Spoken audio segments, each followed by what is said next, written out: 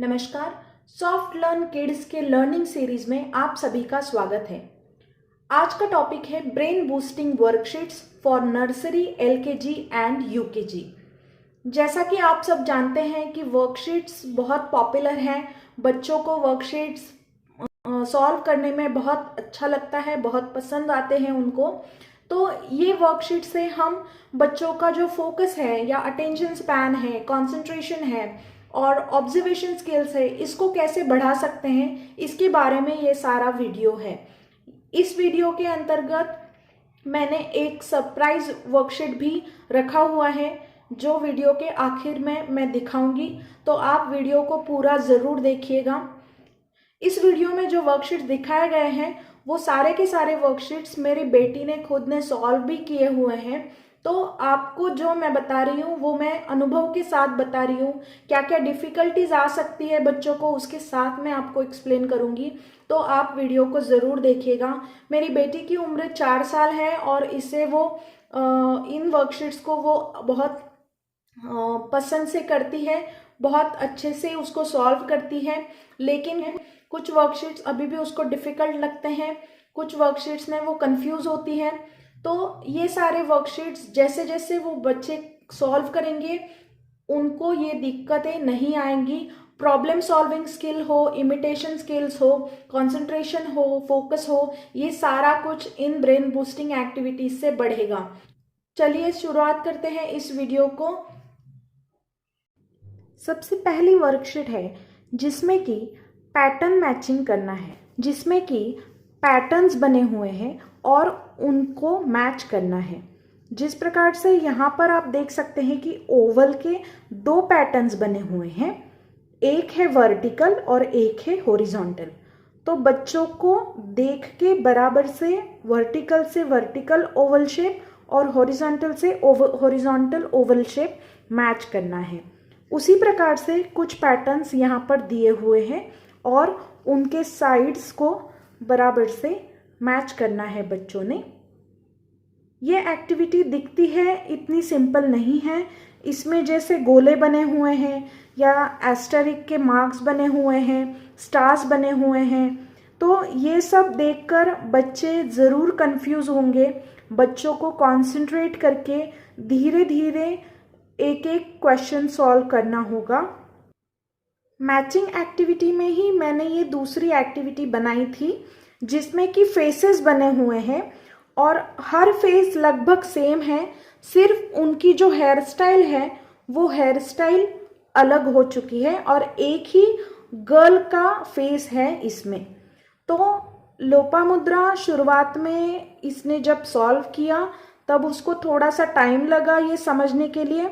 उसने अक्टूबर में इसको फर्स्ट अटेम्प्ट किया था और उसके बाद मैं उसको लगातार इसकी प्रैक्टिस दे रही हूँ। लोपामुद्रा तब 3.5 साल की थी और अब वो करीब 4 साल पूरे कर चुकी है। तो इस एक्टिविटी में देखेंगे कि हेयर स्टाइल अलग है और हेयर स्टाइल के हिसाब से मैचिंग करना है।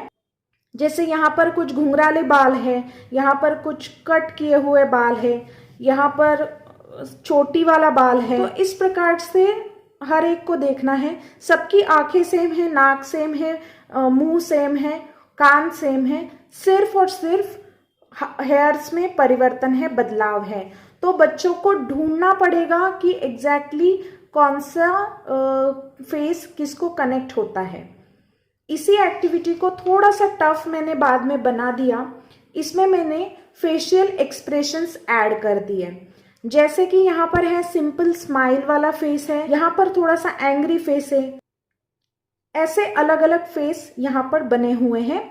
और लोपामुद्रा ने अभी फरवरी में इसको अटेम्प्ट जब किया था तब भी उसको पहले कंफ्यूजन हुआ था कि अभी तो सारे सबके ही घुंघराले बाल है तो किससे मैच करना है। तो उसने बाद में देखा था कि एक्सप्रेशंस अलग अलग हैं, तो उन एक्सप्रेशंस के अकॉर्डिंग उसने मैचिंग की थी। तो यही ब्रेन बूस्टिंग एक्टिविटीज़ का पर्पस होता है कि बच्चों को जो सिमिलैरिटी है, जो डिफरेंसेस है वो समझ में आए। कुछ पैटर्न्स अगर है तो वो पैटर्न्स या कॉम्बिनेशन समझ में आ जाए। यही ब्रेन बूस्टिंग एक्टिविटीज़ का पर्पस होता है। मैचिंग एक्टिविटी में ही ये अगली एक्टिविटी है जो कि बहुत सिंपल है, और एक तरफ फ्रॉक बने हुए हैं और एक तरफ कपड़े का पीस बना हुआ है। तो तय करना है कि कौन सा फ्रॉक किस कपड़े के पीस से बना होगा। ये इसमें मैंने कलर्स नहीं दिए हैं, आप कलर कॉम्बिनेशंस इंट्रोड्यूस करके इसको और टफ बना सकते हैं, इसमें और वेरिएशन ला सकते हैं। साथ ही साथ यहाँ पर घर बने हुए हैं।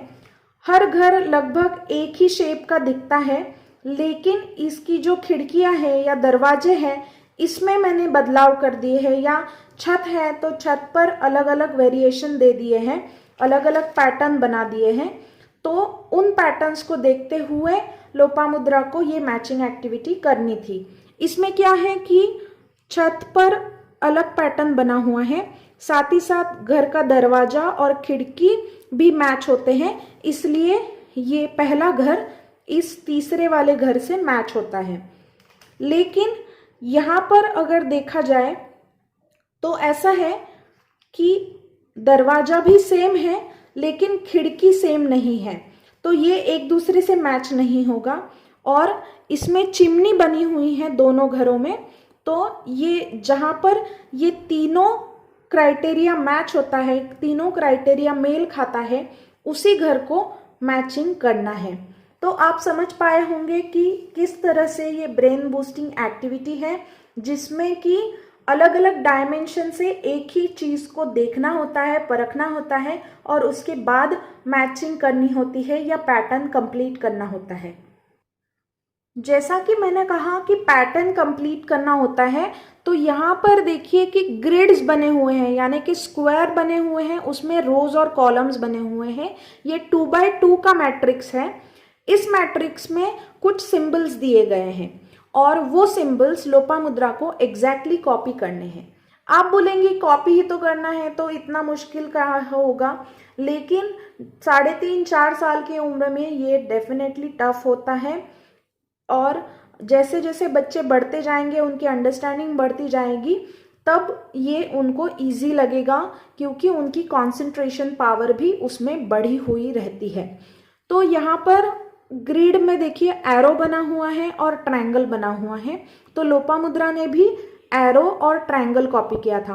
पहले उसको कंफ्यूजन हुआ था, उसने ट्रायंगल जो है वो सेकेंड जो स्क्वायर बॉक्स है उसमें कॉपी किया था, सेकेंड ग्रिड में कॉपी किया था। लेकिन जब मैंने उसको समझाया कि एग्जैक्टली वैसा ही स्क्वायर दिखना चाहिए, तब उसे जाकर ये पता चला, समझ में आ गया।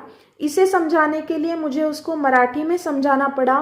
तो आप बिल्कुल बेफिक्र रहिए, छोटे बच्चों को इंग्लिश में आप समझाने जाओगे या उनकी मदर टंग में आप नहीं एक्सप्लेन करोगे तो बच्चे नहीं समझ पाने वाले।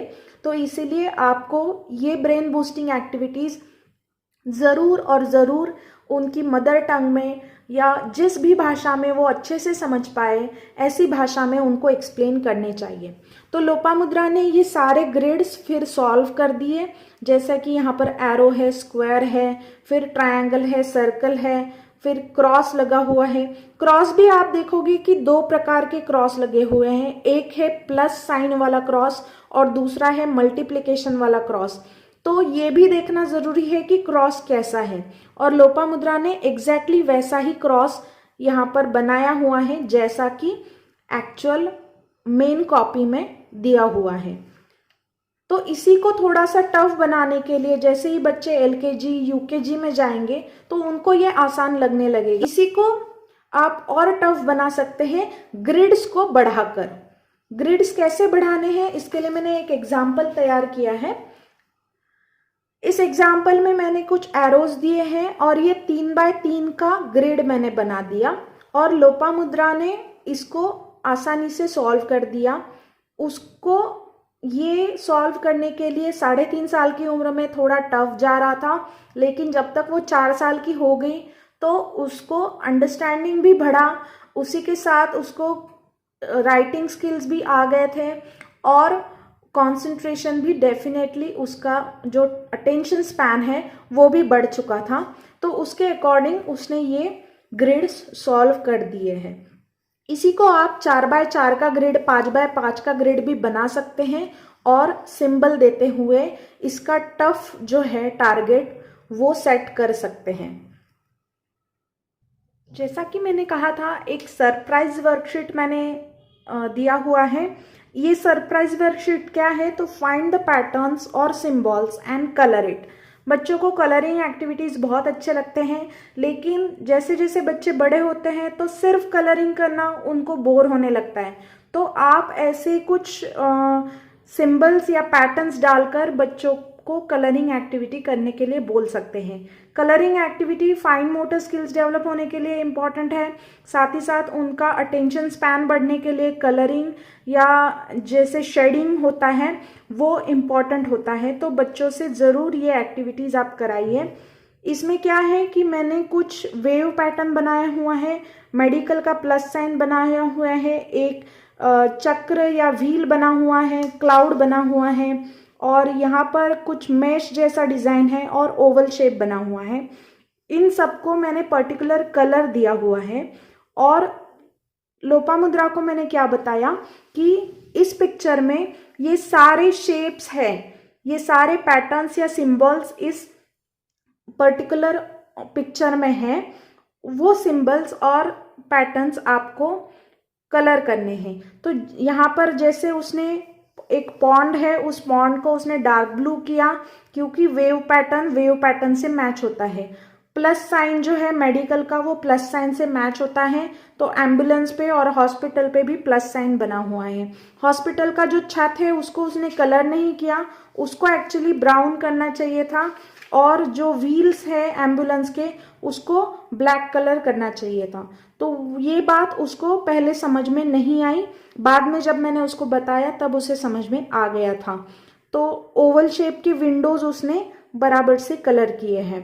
तो आपको समझ में आ जाएगा कि बच्चे का अटेंशन स्पैन कितना है, बच्चा कितनी देर तक ऐसे ब्रेन बूस्टिंग एक्टिविटीज़ कर पाता है, साथ ही साथ कौन सी चीज़ उसको डिफ़िकल्ट जाती है, तो उसका माइन्यूट थिंग्स पर ऑब्जर्वेशन है या नहीं, ये सारी चीज़ें आपको ध्यान में आना चालू हो जाएगा। ग्रिड पैटर्न्स में ही दूसरा तरीका ये है कि आप ऐसे बॉक्सेस बना दीजिए जिसमें कि कुछ बॉक्सेस फिल्ड रहेंगे ब्लैक कलर से और उनका एक फॉर्मेशन बनेगा। जैसे यहाँ पर एक फॉर्मेशन है डायमंड शेप का जिसमें कि दो अपोजिट डायगोनली अपोजिट बॉक्सेस जो है वो फिल्ड हैं। यहाँ पर जो है वो साइड वाले बॉक्सेस फिल्ड हैं। इसी प्रकार से यहाँ पर हॉरिजॉन्टली बॉक्सेस फिल्ड है और उसको कलर कोडिंग दिया हुआ है। तो नीचे दिए गए बॉक्सेस में बच्चों को ये ढूंढना है कि ऐसा दिखने वाला जो बॉक्स रहेगा, ऐसा दिखने वाला जो स्क्वायर रहेगा, उसे पर्पल कलर देना है और बाकियों को अलग अलग जो रंग दिए हैं उनके अकॉर्डिंग रंगना है।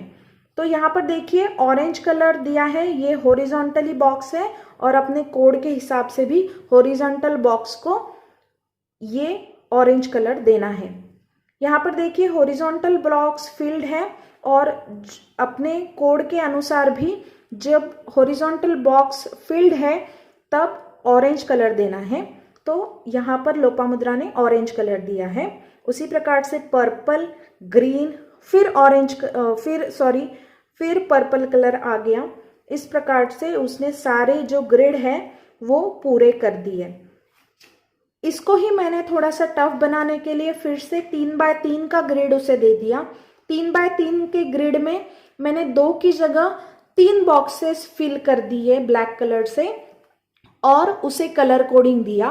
तो इसे कोडिंग और डीकोडिंग की एक्टिविटी बोलते हैं, जिसमें बच्चे पहले कोड जान लेते हैं और उसके बाद उस कोड के अकॉर्डिंग हमें आंसर्स देते हैं, यानी कि डीकोड कर पाते हैं। तो यहाँ पर भी आप देखोगे कि ग्रीन कलर के लिए बीच वाला, उसके नीचे वाला और उसके दाहिने वाला, ये 3 बॉक्सेस फिल्ड है। तो जहाँ जहाँ पर भी उसने ग्रीन किया है वहाँ पर वही बॉक्सेस फिल्ड है। तो चेकिंग के लिए भी आप तुरंत इसको ध्यान में ला सकते हो। ये एक्टिविटीज सॉल्व करने के लिए लोपामुद्रा को लगभग 6 से 7 मिनट लगे, क्योंकि कलरिंग भी था, कोडिंग भी डिकोड करना था। इस प्रकार से तो आप समझ सकते हैं कि यहाँ ये जो ब्रेन बूस्टिंग एक्टिविटीज है ये बच्चों को एंगेज रखेगी। ज़्यादा देर तक बच्चे इसको सॉल्व करेंगे और एक्टिवली एंगेज रहेगा उनका ब्रेन। कलर कोडिंग में ही ये और एक एक्टिविटी है जिसमें कि मैट बना हुआ है और मैट 2 कलर में है। तो वो 2 कलर कौन से हैं, इसके लिए यहाँ पर सेट ऑफ कलर्स दिए हुए हैं। उनमें से लोपामुद्रा को करेक्ट सेट ऑफ पिक्चर्स पे कलर्स पे मैचिंग करना है। उसी तरह से यहाँ पर है पर्पल, ब्राउन और ग्रीन कलर इस्तेमाल हुआ है। तो जहाँ पर भी पर्पल, ब्राउन और ग्रीन कलर आता है वो सेट इससे मैच होगा। इसी तरह से यहाँ पर रेड, पिंक और ऑरेंज कलर इस्तेमाल हुआ।